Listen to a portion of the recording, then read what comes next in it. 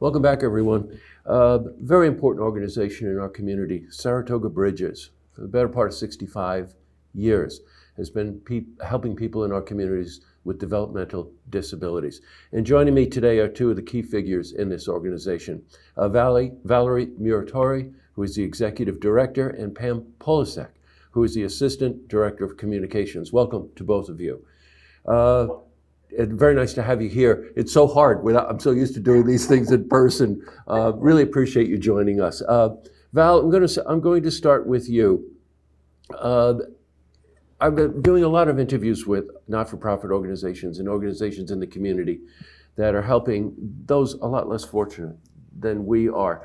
What's the impact like? Let's talk about it on two fronts. I want to talk about the impact for the individuals that you support, but I also want to talk about the individuals to you and your staff.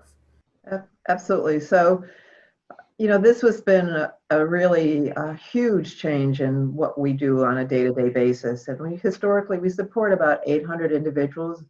And right now, our primary focus is really supporting those individuals who live at our homes, which is about 130 individuals.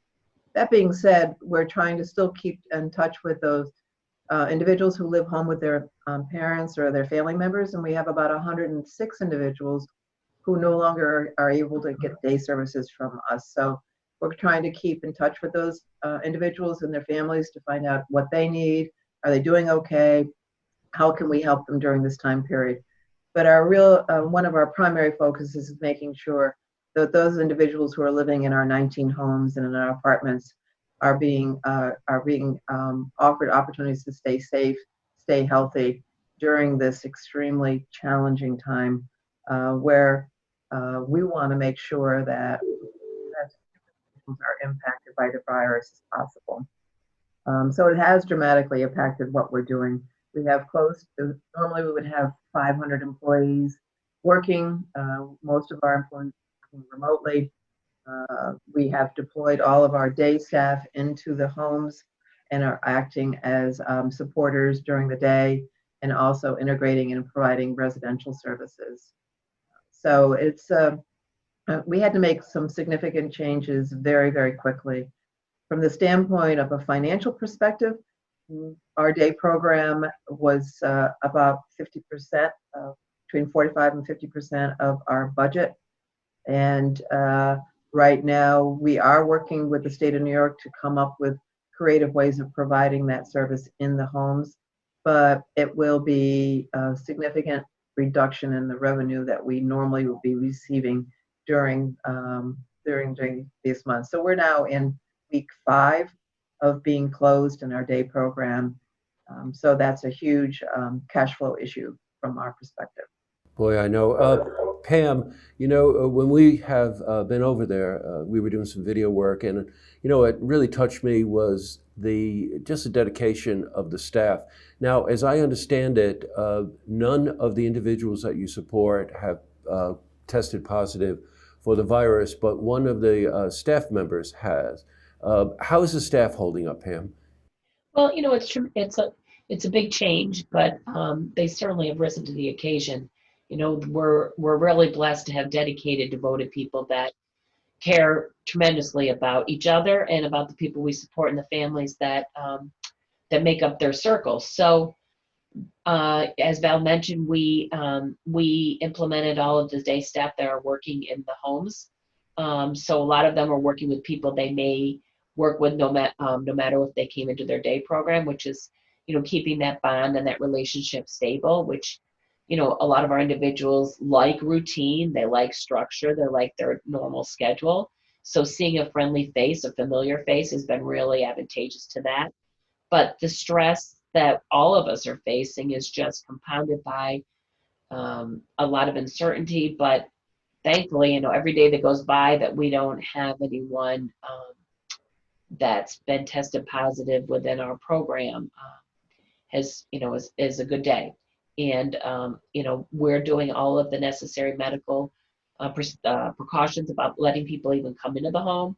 Our staff, they're getting their temperature taken, I think their oxygen level, right, Val? And that's correct. Yeah, we're doing everything we can to mitigate anybody coming into a house that's that have the potential of infecting or getting anybody sick. And, everybody has their lives that they're continuing to lead. And the people that have been, the one staff person was someone I believe was support staff that didn't really have direct contact with our individuals, thankfully. So, the minimum amount of social, distancing, or the social distancing and all the precautions we're taking are really, I think, are important, have been helpful, that we've been vigilant, but the stress level, continues to rise with the uncertainty. It's just, You bring up an important point, and I noticed it. The relationship between your staff and the individuals is one of the key things that's just so impressive.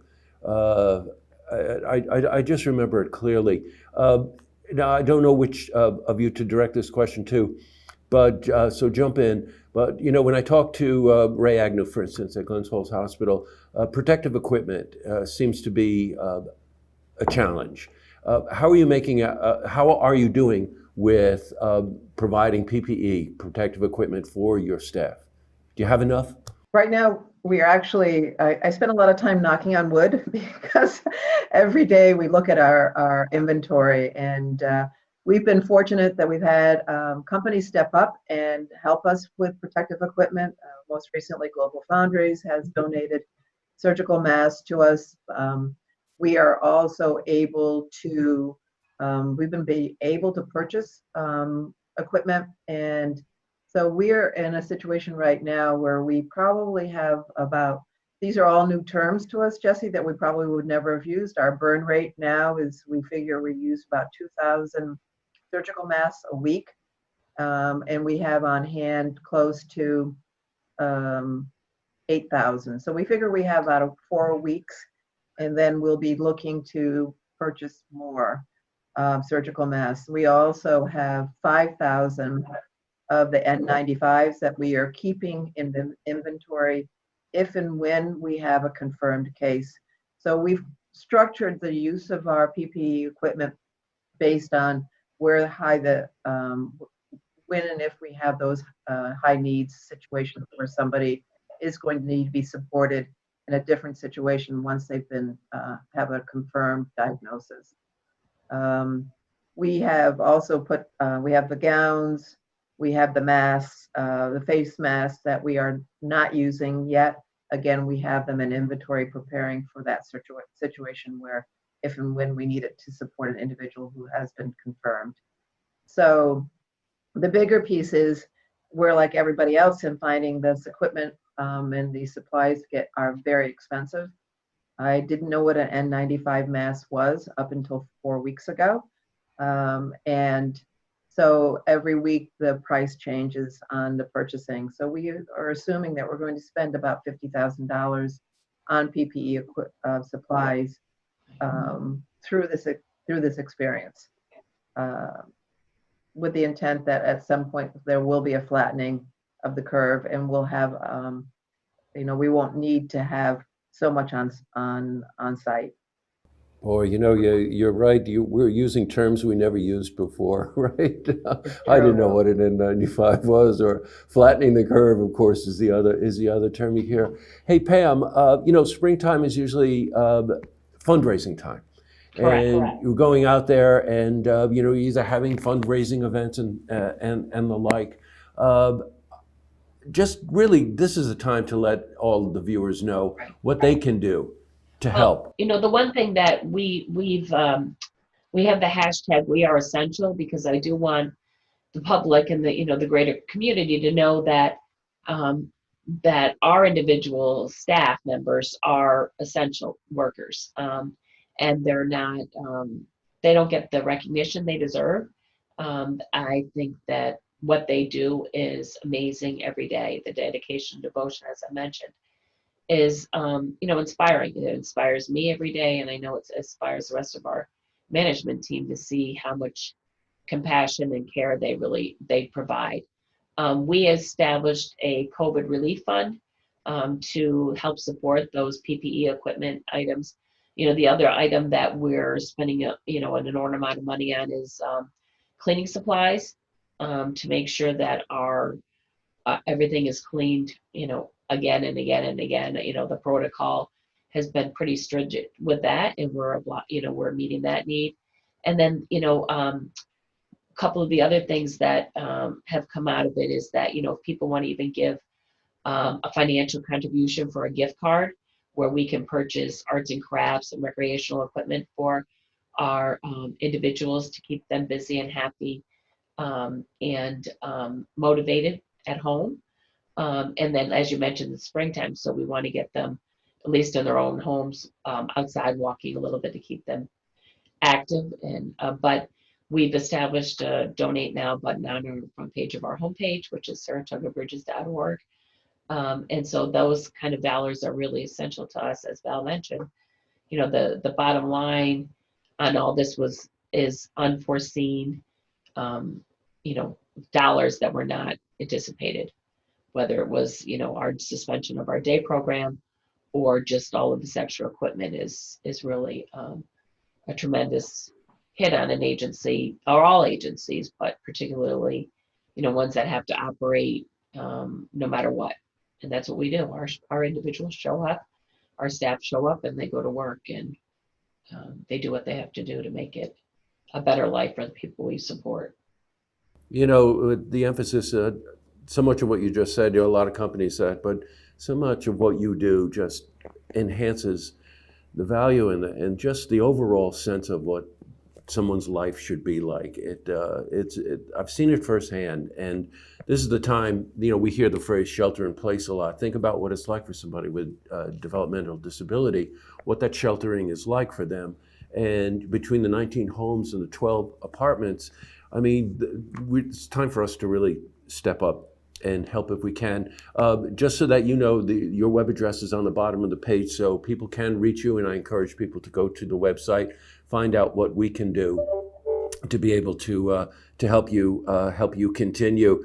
I was thinking when you were talking about this, we don't have time to get into it now, but I've been looking at the budget, and let's just say that we need the community support because at least from what I saw in the budget there, Valerie, and I'm sure you would attest to this, you're grateful for whatever help the government can give you there, but it really has to come from the community. Absolutely. Right. And one thing, Val, and I'm sorry to mean to interrupt, but and then the individuals that we support that have jobs in the community, some of the ones that work at Price Chopper and Hannaford and Walmart, they're working, they're out in the community, they're still working. So, our agency has to provide transportation to them. So they're still working, and we're trying to keep them as safe as possible in the community too. So, we certainly provide a myriad of opportunities for them, but also we support the community and businesses. Oh my God, there's so many facets to what you do. Well, thank you very, very much, both of you, for taking the time. Stay safe, and please check in with us. Any updates and whatever, we'll be sure to cover it for you, okay? Thanks so much, Jesse. We appreciate this opportunity. Oh, you're welcome, Thank you Val. so much. And stay safe. Yeah, be healthy. That's all. Thank you.